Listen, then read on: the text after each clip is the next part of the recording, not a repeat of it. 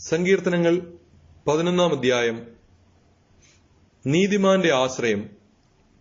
ഞാൻ കർത്താവിൽ അഭയം തേടുന്നു. പക്ഷിയെപ്പോലെ പർവ്വതങ്ങളിൽ പോയി ഒളിക്കുക എന്ന് നിങ്ങൾക്ക് എന്നോട് എങ്ങനെ പറയാൻ കഴിയും? നിഷ്കളങ്ക ഹൃദയരെ ഇരുട്ടത്തെയ്യാൻ വേണ്ടി ദുഷ്ടന്മാർ വില്ലുകുലച്ച് അമ്പ് തൊടുത്തിരിക്കുന്നു.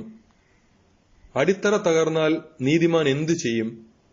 കർത്താവ് തന്റെ വിശുദ്ധ മന്ദിരത്തിലുണ്ട്. അവിടുത്തെ സിംഹാസനം സ്വർഗത്തിലാണ്. അവിടുത്തെ കണ്ണുകൾ മനുഷ്യ മക്കളെ കാണുന്നു. അവിടുന്ന് അവരെ സൂക്ഷ്മമായി നിരീക്ഷിക്കുന്നു. കർത്താവ് നീതിമാനെയും ദുഷ്ടനെയും പരിശോധിക്കുന്നു. അക്രമം ഇഷ്ടപ്പെടുന്നവനെ അവിടുന്ന് വെറുക്കുന്നു. ദുഷ്ടരുടെ മേൽ അവിടുന്ന് തീക്കനലും ഗന്ധകവും വർഷിക്കും. അവരുടെ പാനപാത്രം നിറയെ ഉഷ്ണക്കാറ്റായിരിക്കും.